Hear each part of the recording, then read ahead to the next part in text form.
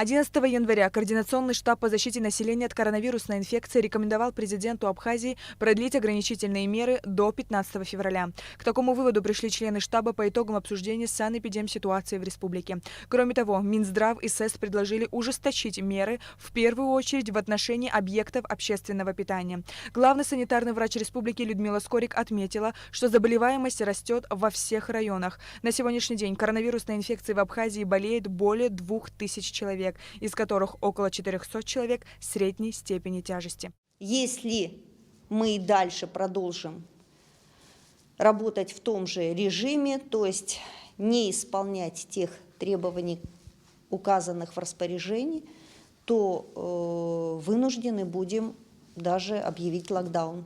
Наши жители должны получать своевременную медицинскую помощь.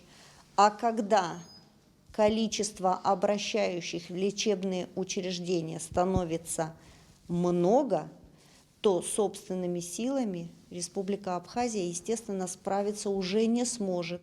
Ранее граждане нашей страны обратились к правительству в связи с необходимостью введения строгих карантинных мер для противодействия распространению COVID-19. В опубликованном в абхазском сегменте Фейсбука заявлении в частности отмечается, что наша республика столкнулась с драматической ситуацией. За последнее время ежедневные показатели новых заражений значительно выросли. Из-за отсутствия жесткого контроля подобный рост заболеваемости коронавирусной инфекцией грозит коллапсом всей системы здравоохранения, так как практически все ресурсы направлены на борьбу только с COVID-19, но даже этого недостаточно, считают авторы письма.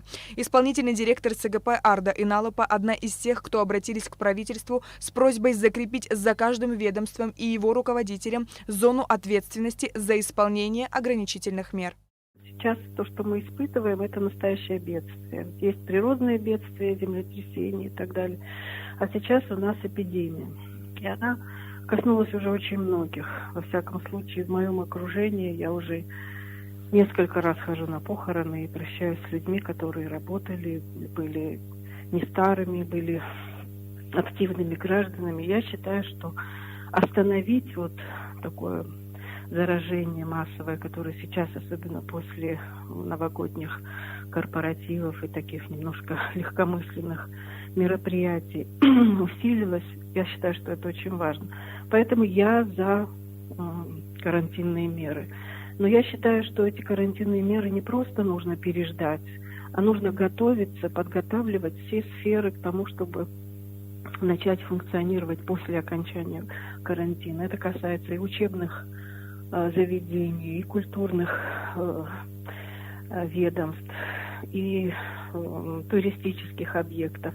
То есть нужна большая очень работа. Данное заявление было подписано членами общественных организаций, педагогами и врачами. Увы, связаться с медиками нам не удалось, даже по телефону. Они все время на передовой борьбы с этой страшной болезнью. Тем временем президент продлил ограничительные меры до 10 февраля.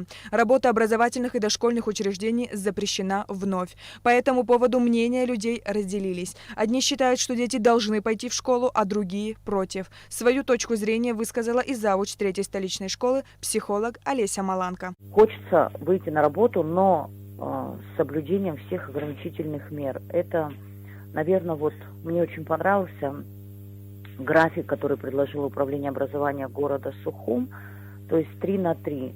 Тогда мы сможем минимизировать вот контакт детей, то есть сократить количество детей в классах. Я за ужесточение карантинных мер, то есть не только в школах там, и детских учреждениях, а именно вообще мест общественного питания, по городу, по всей республике. Но и в то же время я понимаю то, что если не будут работать предприятия, то есть налоги не будут поступать в бюджет, и государству нужно платить зарплату бюджетникам и пенсии. То есть и тут встает вопрос, откуда брать деньги.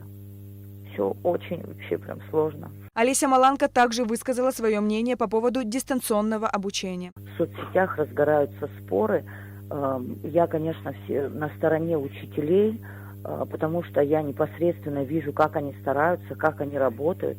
Да, есть такое мнение и имеет место быть о том, что не все учителя проводят дистанционное образование. Но это опять-таки ввиду, может быть, отсутствия каких-то технических ресурсов и, допустим, тех же навыков медиаграмотности, потому что у нас есть учителя старшего поколения, и представляете, сейчас там 60-летнему учителю учиться всему заново, то есть осваивать интернет, какие-то платформы, это очень сложно, и на это нужно время. Вот, но учителя как могут стараются. И, допустим, если говорить там в каком-то процентном соотношении, допустим, 60% бы я отдала того, что все-таки учителям удается как-то справиться на дистанционном образовании. Мы провели опрос на улицах Сухума, чтобы узнать, как жители столицы относятся к ужесточению ограничительных мер. Ужесточить надо для людей, которые вообще же никто не соблюдает. А если люди будут соблюдать, можно, конечно, и расслабить. Но люди вообще масок не носят. И в магазинах, да вообще нигде. Редкость. Я сегодня приехал на автобусе до центра, сюда в банк. Я пришел по делам, деньгами и так далее. Никто не соблюдает. В автобусе все без масок. 2-3 человека в масках.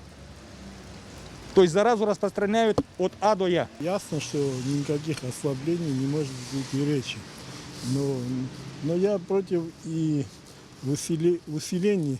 Я тоже против, потому что экономика у нас очень слабая, люди нуждаются. И чтобы так не получилось, что не умрем от коронавируса, а умрем от голода. Но дело в том, что те меры, которые сейчас есть, зачем их усиливать, если они тоже плохо соблюдаются, понимаете? Продлить эти меры и ужесточить меры по соблюдению действующих, это будет более правильно. Все-таки надо ужесточить, потому что где-то пропаганда плохо работает, там похороны, там свадьбы, скопление людей и прочее, это пока все имеет место. А цифры очень нерадужные, цифры не радуют. Пока выход там на плато или куда-то мы не видим. В моем подъезде 3 семьи болеют коронавирусом. 3 семьи. А в семье 4 человека.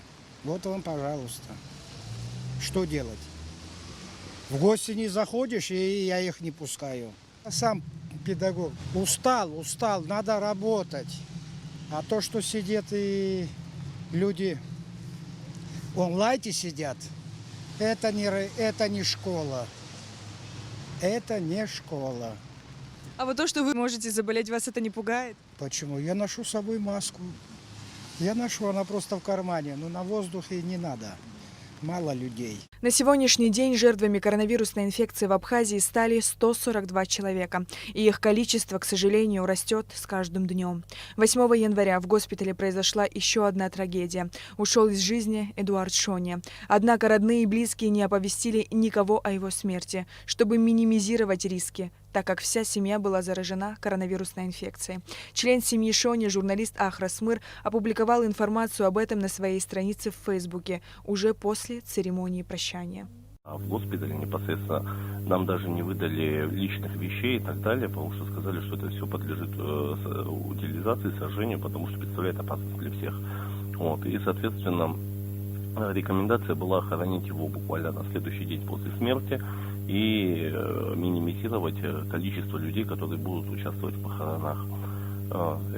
Требования медицины мы в этом плане выполнили, но это было очень сложно с моральной точки зрения, то есть абхазская традиция, похорон, и есть ожидания людей от этой традиции, но с другой стороны есть соседи, есть родня здоровые, и мы понимали, что если люди будут приходить к нам выражать свое сочувствие, то кто-то из этих людей неизбежно заразится, а кто-то, возможно, даже умрет. То есть эту ответственность мы на себя взять не смогли, и поэтому мы приняли решение, что похороны пройдут в таком закрытом режиме. Мы не стали оповещать о том, что он умер. Соседи и самые близкие родственники из числа здоровых, они просто были буквально за пределами двора физически, то есть там дистанция была метров 30-40, наверное.